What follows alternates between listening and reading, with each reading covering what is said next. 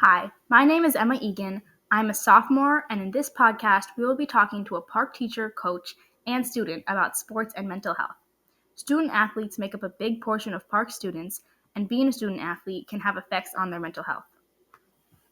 Sophomore Kaylee Bishop interviewed math teacher Chad Ostad on his opinions on the effects of sports seasons upon mental health. My name is Chad Ostad, and I teach math, honors advanced algebra, and intermediate algebra, and geometry in past years. Were you ever a student athlete? I was. I played 3 sports in high school. I played soccer, basketball, and baseball, and then I played baseball in college. I think overall it's helpful to the mental health, just being able to break away from the schoolwork and go play a sport that you love. So I think it's helpful with the mental health. Junior Ellie Minnick agrees with Ostad, and during an interview with sophomore Jessie Bellin, shares her views on sports seasons. Yeah, I really think that it is one of the best things that a student can do, because it's great for not only making friends but also mental health and stuff. It honestly really helps me. I know not every sport has that, because it really depends on the team aspect, but the cross country team is really amazing, a wonderful place. It's open, and it's a really great place to express myself and kind of improve, and I really think that it's something that would make high school a lot harder if I didn't have it. So what do coaches try to do to support their student athletes during the season?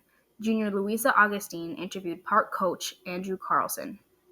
At the high school here, I coach softball, and typically the 9th grade softball team. What do you do to support your athletes' schoolwork during the season? I think one of the jobs as a coach is to just check up on your students and looking at grades, looking at attendance, making sure they're going to class and doing everything that they need to do in order to, number one, pass classes, get good grades, but also I think there is an element of wanting to make sure that your students remain eligible to play. We do make sure that academics does come first, so there have been instances of students who have needed to maybe arrive late to practice or had to make accommodations to work around this, academic scheduling for makeup tests or project work and things like that. So I think although the sports themselves are a commitment for students that they know about, I think the academic life of a student is number one priority. Student athletes have to learn how to balance their daily lives between sports and school. During our interview with Minnick, she gave us her typical daily schedule and her feelings towards completing schoolwork during sports seasons. What does an average day look like for you?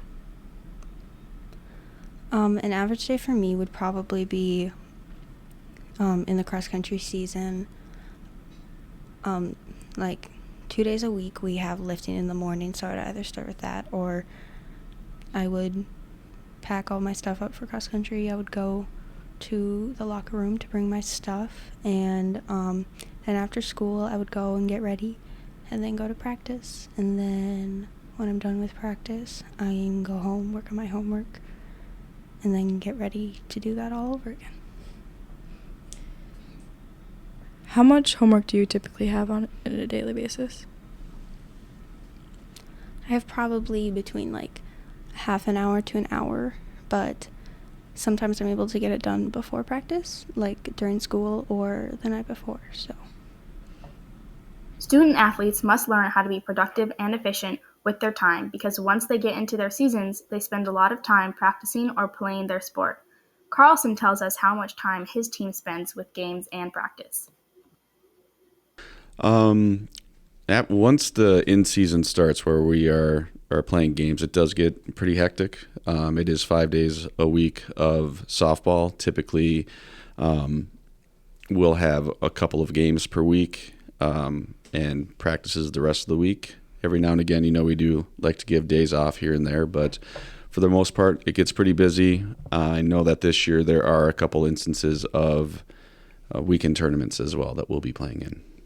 Sometimes, Homework from school can pile up, and the athletes might need to take some time away from their sports to catch up with their academics. Minnick says in her interview that most of the time she is able to finish homework, but there are occasions in which she doesn't have time to do so. Sometimes it really depends on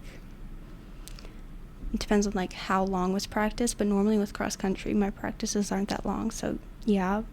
But if we have like a really long one or we have a meet, those last longer. Normally on those days I don't. Or like on harder days, I don't always have enough time. Ostad said that he believes student athletes are typically good at school and managing their time. And although he is not more lenient upon student athletes, he trusts that they will be able to get their work done. I think as a student athlete myself, and then also witnessing student athletes in my classroom, at a young age, I think you learn how to manage your time better, which I think is very helpful in the long run. So I just think time management is a big thing that student athletes learn really young, and they have to because they're more busy than students that aren't in other activities.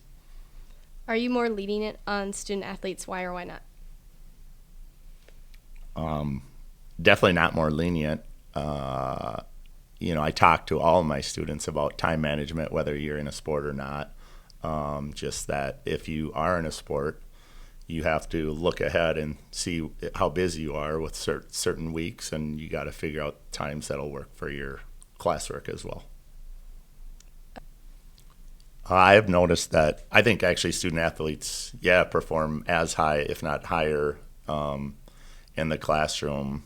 And again, I think it really does come down to that time management. Learning that is so helpful.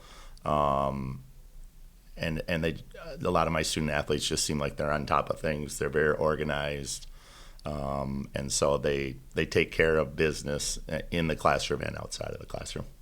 Overall, sports are a great way to learn a lot about life and are good for your mental health. Playing a sport teaches students athlete determination and gives them a strive to constantly improve, whether that is in the sport, in school, or anywhere in life. As far as exercises, I don't know if I would call them exercises, but I think it's just a constant reminder that you're striving to do the best that you can.